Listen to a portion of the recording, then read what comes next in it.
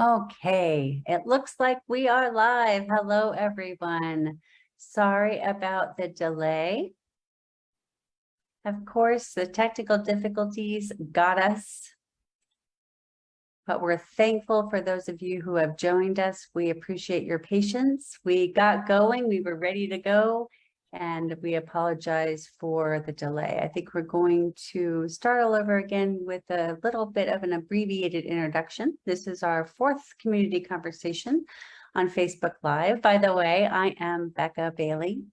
I'm the Community Engagement Liaison for the Arizona Commission for the Deaf and Hard of Hearing. I've been with the agency for over 18 years. I have two wonderful guests today. One is Christy Abrams. She's the hard of hearing specialist and has been for the last 3 years at ACDHH. She is a person who is hard of hearing. I'll let her tell you a little bit about herself and why captionings are important to her and how they impact her life. And then we will turn it over to our wonderful consumer advocate, Shannon Tyree. And we'll have her tell us about her background and again, the importance of caption. Just to start the conversation off, we're focused on captioning. ACDHH is currently looking for, and I'm not sure the right word, ambassadors or advocates within the community that focus on accessibility through high quality captioning. Captionings impact several areas of our lives, such as on websites, in person, when we attend events, on media, remotely when we attend events, and whether or not we attend a conference that's live or pre-recorded. Captionings impact our lives. So I think I'm going to go ahead and turn things over to Christy and Shannon, allow them to introduce themselves, and then we'll dive into the questioning. Let's start with you, Christy. Okay, thank you so much, Becca. So yeah, I'm Christy Abrams, and I have been here with the commission for the last 3 years, and it's really a privilege to be in this commission. I am hard of hearing, and I have been navigating a severe bilateral hearing loss since I was 6 years old, and I wear two behind-the-ear power hearing aids at this time. And so I really am living and breathing and understanding the challenges and empathizing with anybody who has any level of hearing loss. And so it's really important. Shane and I are so excited to be here and just get the community conversation started. And a little bit about my position. Every day I have emails and phone calls from folks that are trying to navigate being hard of hearing. And a lot of times they're maybe new to being hard of hearing and they're just not sure what to do, how to have that equal access and effective communication at work, at doctor appointments. It could be a number of things. And so that's why we're here. We know how important captions are, and we're just going to talk all about that today. I'm going to let Shannon say hello now too. Hello, I'm Shannon Tyree, and I lost my hearing when I was about 30 years old. And so for a while now, I have been wearing hearing aids in both ears and have been using captioning every day since that has occurred. And in every situation that I can have captions or they're available, I absolutely take advantage of them. I am so fortunate to have met all of you at the commission through my involvement with the Hearing Loss Association of America. I belong to the West Valley chapter. I'm on the board there, and I feel very fortunate to have learned about you through them. And I hope for anybody that is watching, you'll be curious, and you'll also go to hearingloss.org to find out about a hearing loss chapter near you.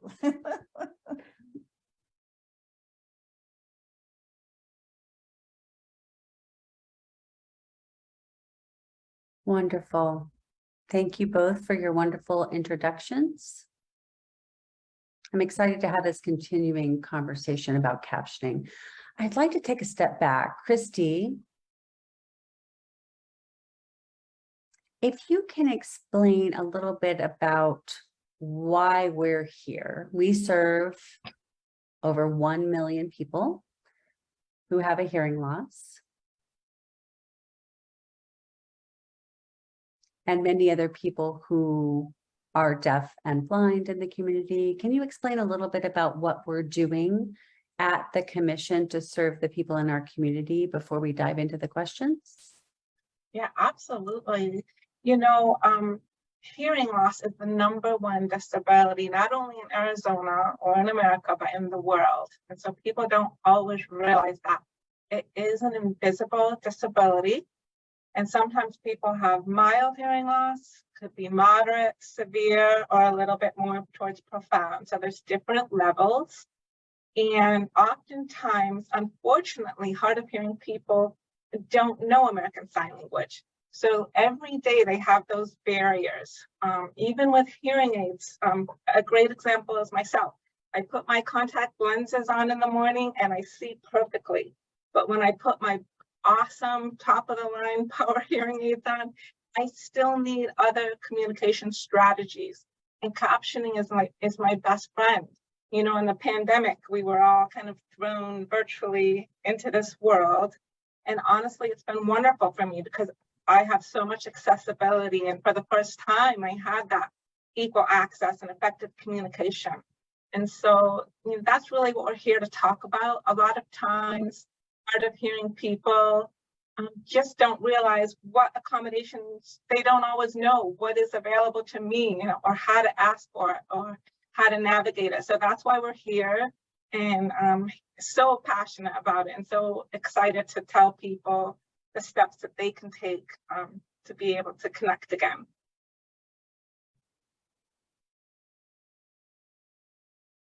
Thank you. I think that's a good segue to our first and very important question. A simple yet complex question. Why is it so important to have high quality captions? And I don't mean to say versus, because it's not a competition. I think I want to talk about the pros and cons of the auxiliary aids that we provide. Right now, we're focusing on captioning.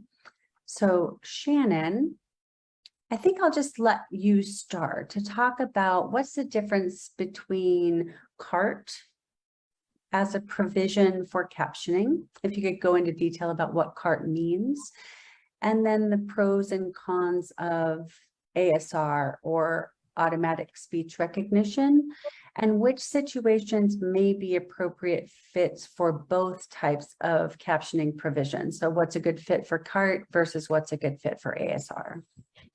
So I had an experience last year where I was selected for jury duty. And I was immediately anxious and thinking, well, how am I going to do that? Because I did, I wasn't trying to get out of it. I wanted to participate. But my first thought was, well, how am I going to understand what's being said? I might hear a sound, but I don't understand the words. And in a case like that, CART captioning, in other words, and for the people who are watching that don't know what CART is, it's actually having a live captioner right next to you so that they are hearing what you're hearing and you are literally reading their laptop. They're captioning right there for you. And I really calmed down once I realized I could ask for that accommodation, which I did. And unfortunately, I didn't have to go anymore. They sent me something back 2 months later saying, nope, we've canceled, you don't have to come. And part of me wondered if it was because I had asked for that accommodation, but I had calmed my nerves down thinking I would be able to hear what was being said in the room. Because as many of you know, if you've got hearing loss, if somebody turns away from you, I need to read their lips. So I was very anxious about that. Now, ASR, I use an app on my phone, my smartphone, in situations where I might not be able to have CART with me, and it's a casual conversation or something that I'm having with my friends. And I always have that running, and I glance down and check to see what, did I really hear them correctly? I usually have it running on my iPad next to my laptop. So I think that we're lucky to be in a time when we have so many caption ways available, because there are so many situations that, I might not be able to have CART all the time, but I could have my ASR captioning. Does that answer your question, Becca?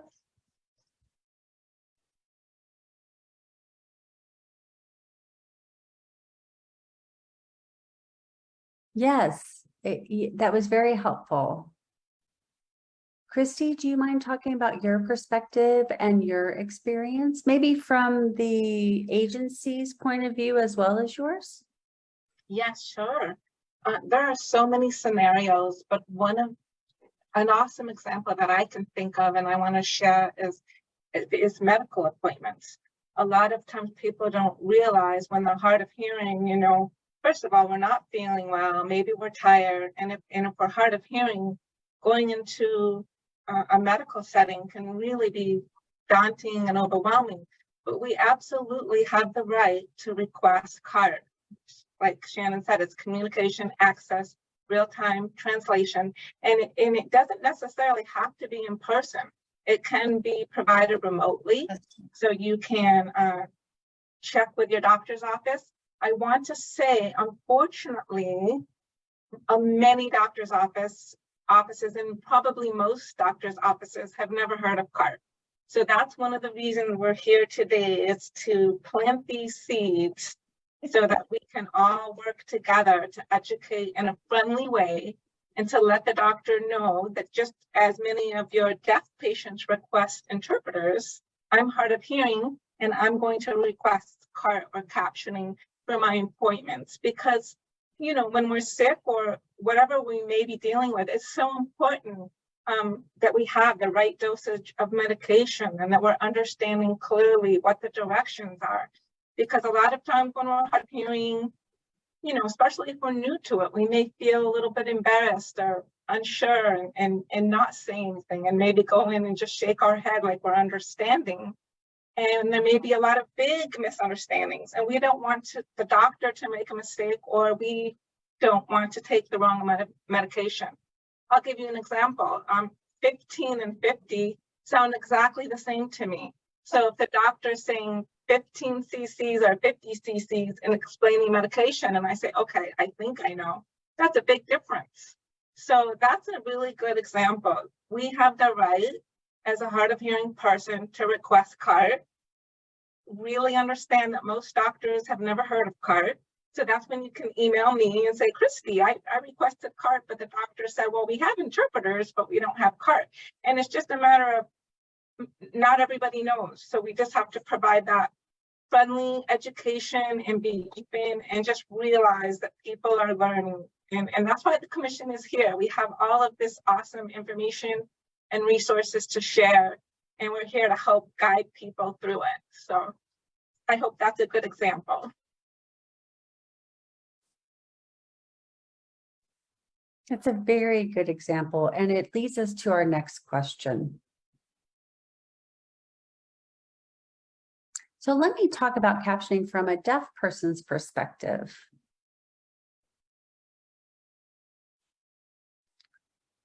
So the deaf and the hard of hearing are two different groups. They have similar challenges and barriers, but there are some unique differences within each group.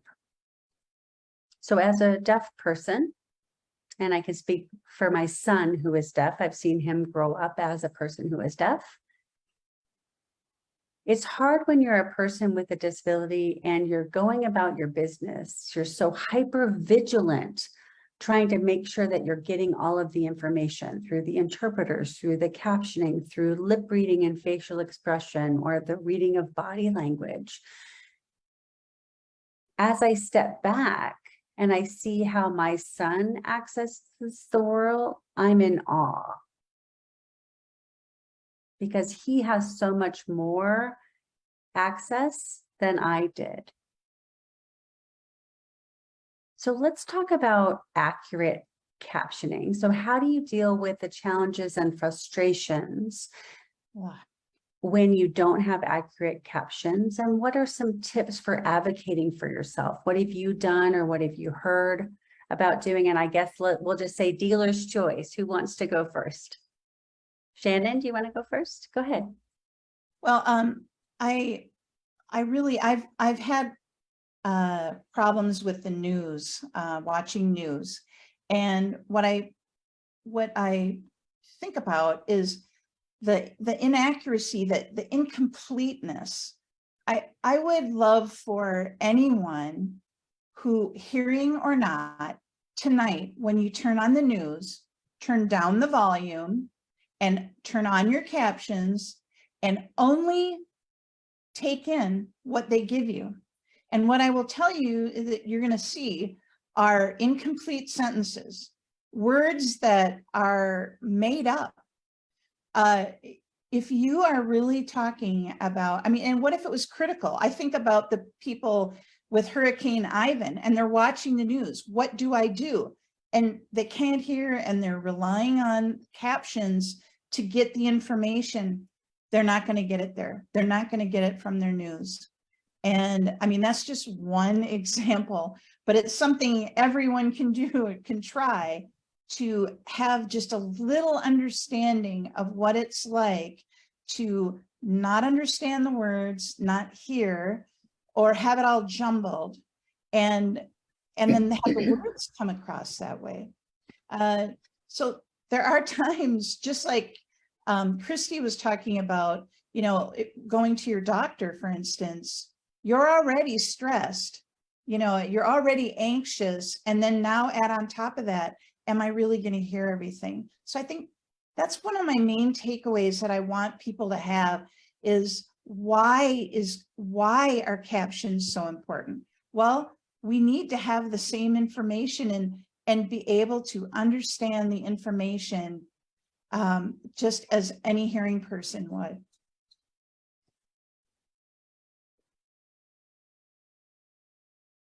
Wow.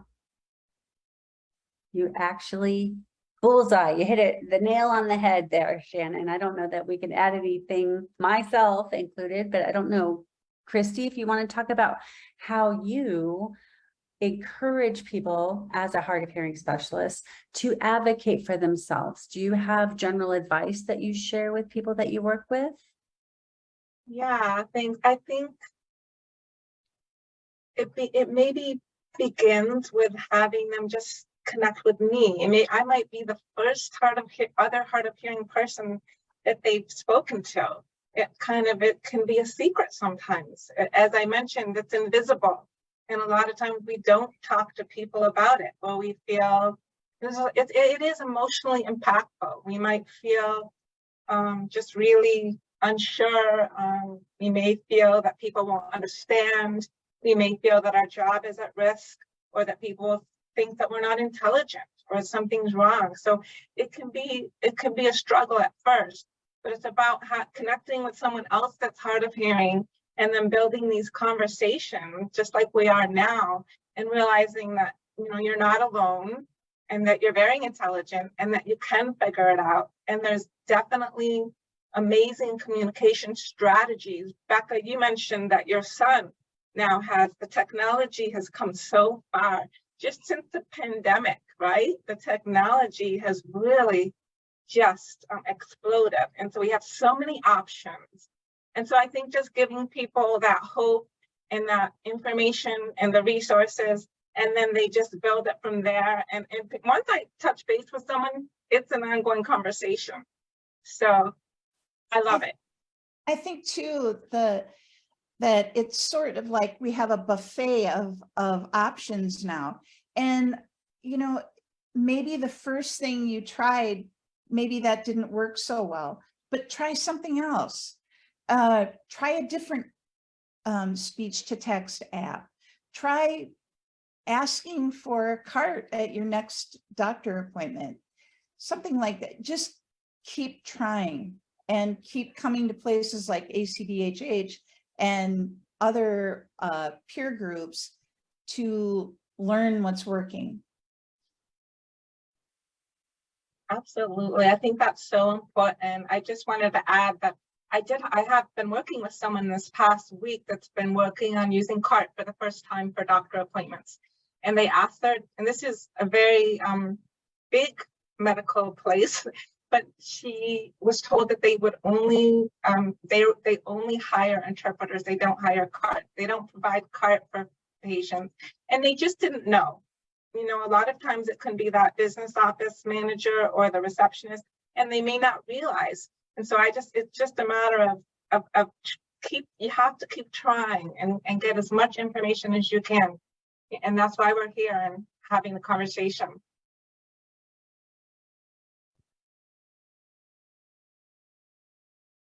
Precisely. I'm so glad that you talked about the buffet. Having the options of CART and ASR. We also have C-print, remote captioning. There is a buffet of options out there. People might be confused at the differences between the options. I'm wondering if either of you could also talk about, under the umbrella of captioning, briefly, what are some other options like C-print and Typewell, and when they might be appropriate to use? If we could just briefly talk about those. I would love to have Michelle hop on and share what she has so much wisdom, and I don't want to end the day without her chiming in. Michelle, would you share about that? And Shannon is a fount of wisdom as well. So happy to have them both on the call. Michelle, did you want to add?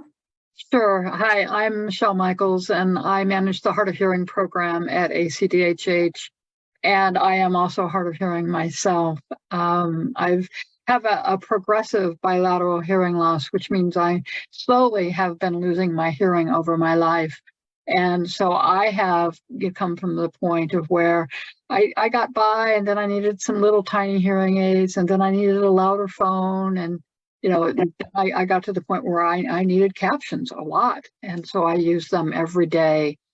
So to explain that anything that is heard, whether it's music or speech, can be captioned, whether it's through the gold standard of captioning, which is CART, C-A-R-T, Communication Access Real-Time Translation, which is a trained professional.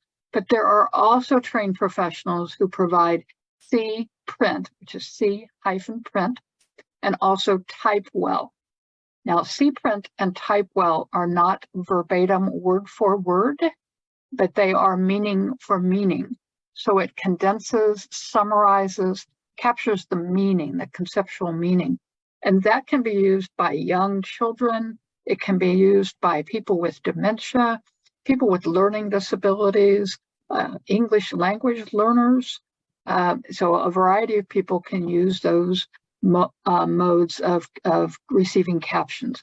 And then, of course, there are automatic speech recognition, ASR captions, which can be produced a variety of ways through your smartphone. And, you know, even Zoom has that option to have automatic speech recognition where no person is involved.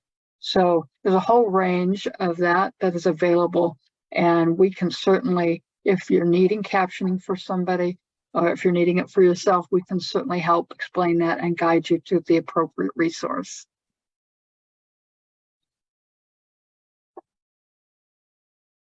Thank you. Shannon, I wanted to give you an opportunity to add anything that you would like to about other options for captioning before we move on to our final question. I think Michelle's covered it. Great. She's our internal guide of all, our guru for all. So let's wrap it up and talk about how our community members, stakeholders can become engaged in ensuring equal access to information, whether it be online, on websites,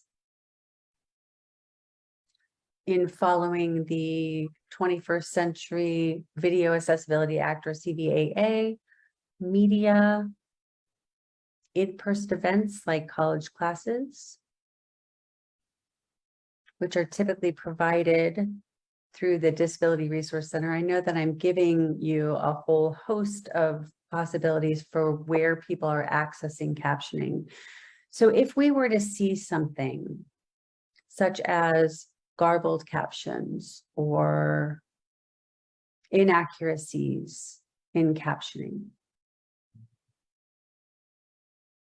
what can we do as consumers and community members to self-advocate and then also to let stakeholders know that there are issues in a way that is going to forward the change instead of in a way that's coming from anger?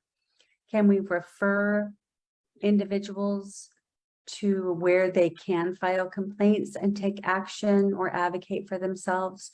Obviously, ACDHH can't do all of the work. We're a small but mighty crew, but we need to grow our ambassadorship out in the community or advocacy network out in the community. I'm wondering if you have any advice or recommendations for approach in notifying stakeholders that there are issues with captioning and advice for self-advocacy measures. I think one thing that I personally have done is to contact the FCC. On their website, they have a link where you can place a formal complaint. I'm going to tell you that it's. Go Just ahead. 1 second. Can you go ahead and explain to our viewers what FCC stands for? The Shannon? Federal Communications Act, right? So that they are the agency. The Federal Communications Commission, yes. Commission, sorry. FCC. And if you just Google them, you'll find them right away. And if you search on their website, we might even provide a link, but if you search on their website, you will find a location that you can fill out a form and place a complaint. I've also contacted news stations, just contacting the complaint form that most news channels have. And I have heard back from the local channels, so I feel good about that.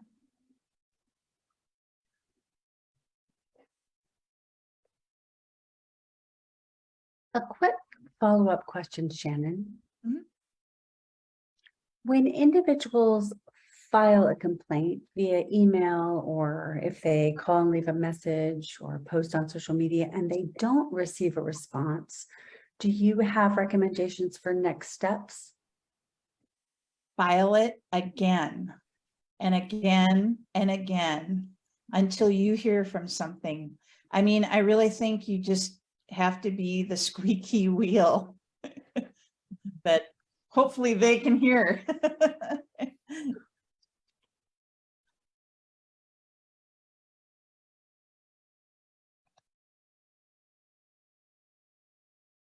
I want to give Christy an opportunity as the hard of hearing specialist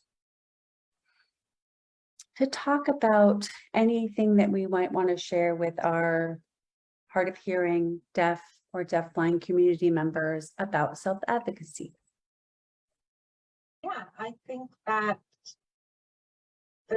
I think the reason we wanted to have the conversation today is just to kind of connect with everybody, let them know we're here, let them know that they're not alone.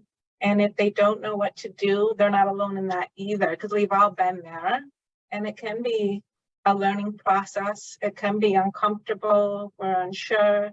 And so we can all, I think, just connect together and support each other, even though we have our own unique communities. We share a lot in common. We can learn from each other. And I think just being in contact with other people that are deaf, hard of hearing, or deaf blind, and that's the best way to generate ideas. And what have you done? And what have you tried? And then you just feel that you're not so alone, because when you're hard of hearing, it's so easy to become isolated. It's so easy to just stay home, not to be with your family or your friends, because it's hard to follow the conversation. And so it's just a matter of be brave and connect. And it really does make a huge difference when you have those other contacts of people who understand. And they can help you learn ideas and just create, again, like Shannon said, you just have to keep trying and be creative and find ways to develop communication strategies, because there's so many scenarios. It might just be as simple as you walk into a restaurant and there's no captions on the TV. I always tell them, can you please put the captions on? Because a lot of your people that come to your restaurant are hard of hearing, and people would wonder if the volume was off, they couldn't hear, but it's the same thing when we're hard of, we want the captions on so we have that equal access, just like everybody else.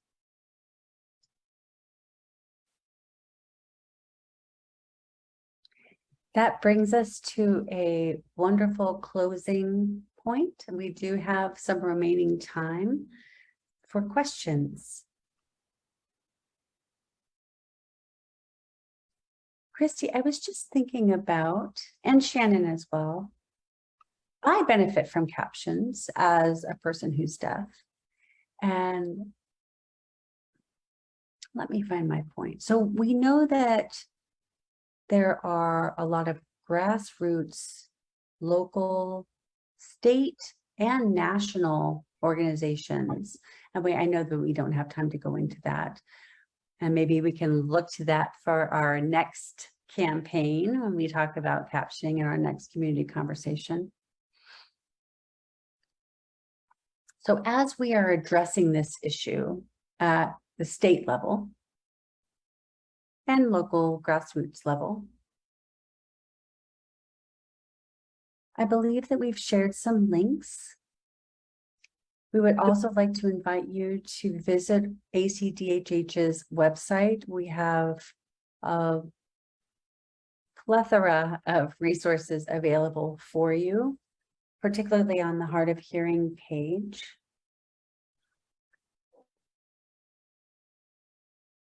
We would like to invite you to come to our website so that you can learn more about CART and other options for accessibility that are text-based.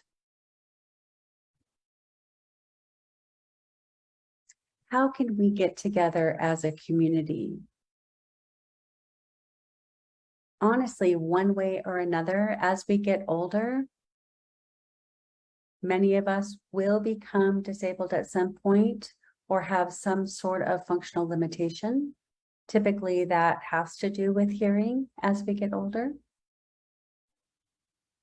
So it's going to affect ourselves or other people in our life. This issue is near and dear to our hearts because it affects so many people and it affects us on a daily basis.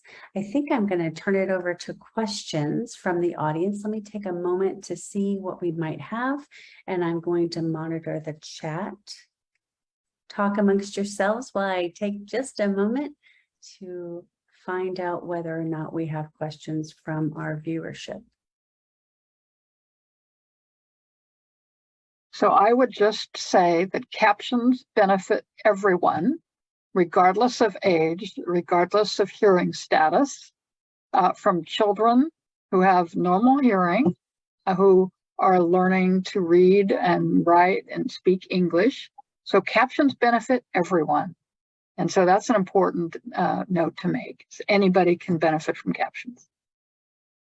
And I want to just add that you mentioned, Becca, what's a great way that we can all come together. And so Saturday, November 5th, will be the Arizona Walk for Hearing. And so that's an awesome way to come together. We'll have interpreters and we will have captioning too at that event for people on their smartphones.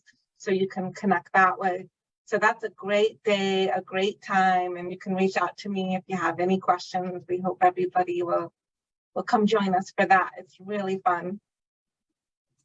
We will be there as well. Our chapter, members from our chapter, as well as members from around Arizona. And it's a good time. You meet people that are just like you, that are struggling in the same ways, and that are all trying to figure it out. Mhm. Yeah, and Becca says, I will be there too. and it's free to attend. And Shannon, will you be bringing Riley with you? I will be bringing Riley with me. Does Riley have a blog?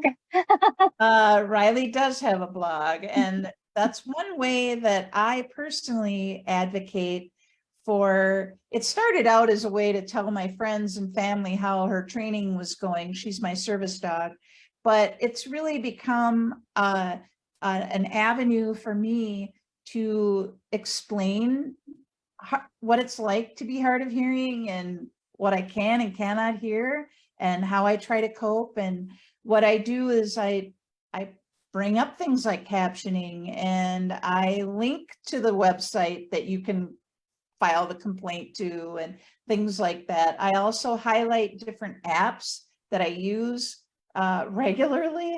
And, you know, some work great, some don't. And I'm very candid about what's working and what's not. But my blog is called My Golden Hears because I have a golden retriever named Riley.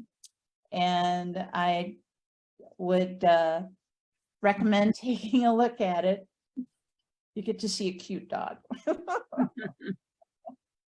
That's excellent. Yeah, Christy? Yeah, I just thought, you know, it's the simplest little things that can make a big impact. And one example of captioning might be for the family members and friends that are out there. If you have a hard of hearing friend or family member coming over, make sure the captions are on your TV, because that makes the person feel really seen and special and thought of. So, you know, they thought of that. I know I was visiting my dad's in a nursing home, and he has a TV, and every time I come, he's like, let me make sure to put those captions on for you, because he has excellent hearing. So it just means the world. So sometimes it's just the little things that make a big impact. Yeah. My husband and I have been going back to see movies now. And of course, we're using the caption in a cup, is what I call it, at the Harkins theaters. And I can't tell you how many times people see us, and after the movie or even before it starts, they're like, what is that? And I show it to them, and they explain that, you know, That always happens. They're always curious about that, right? Yeah, they are curious about that. And once they see it, they're like, oh my gosh, I had no idea that was available. They had no idea. So I think just little things like that. Yeah, one time, Shannon, I went to a conference here in the Valley. I went to this big conference, and I had cart captioning in the general session, and then went to breakout sessions. So my cart captioner followed me and set up, and I had other people look at that, and they said, what is that? And he started sitting by me, and they say, where are you going next? We're going to follow you. Because they had access to communication following me and my cart provider. So that was so great. Yeah. And even speaking of being on Zoom, oh, go ahead. Sorry, Becca. That makes me laugh. Oh, no, I'm just laughing because I'm thinking, if you build it, they will come, right? Maybe that's dating myself by referencing that movie. So it was a story about Shoeless Joe Jackson that they recreated in the movies. The Field of Dreams, if you build it, they will come. So if we build captioning and make it accessible, they will come. I'd love to wrap us up. We do have a couple of questions and just a few minutes left. I think it might be a great time for us to wrap up, and I'm sorry we don't have a ton of time for questions. Like Christy and Michelle said, please reach out to us at our office at any time.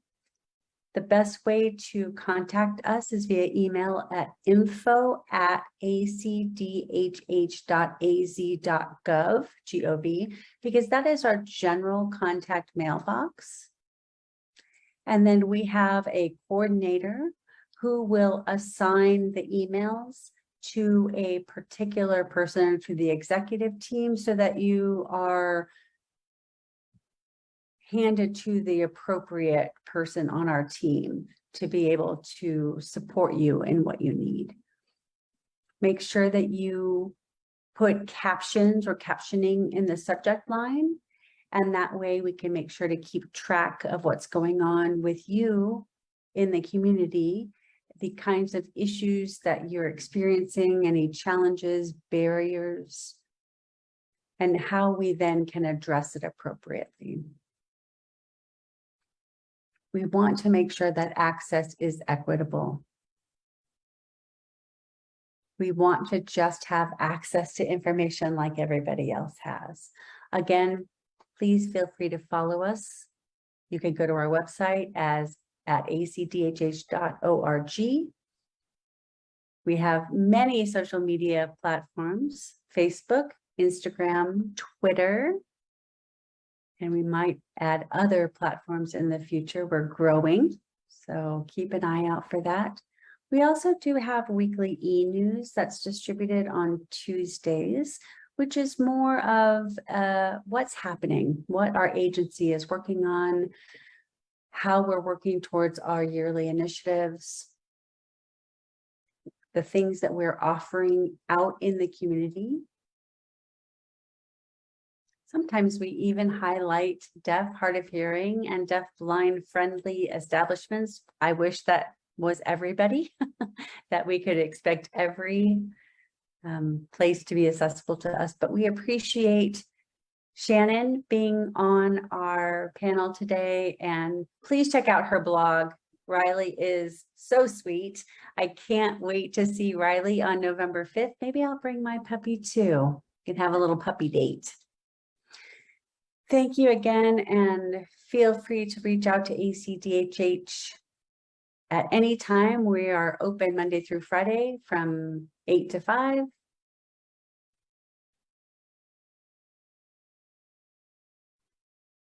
We are ready to go out and serve the greater Phoenix area. Please let us know how we can help you, and help us help you by communicating with us. We hope you have a wonderful rest of your afternoon, and take care. Thank you so much for joining.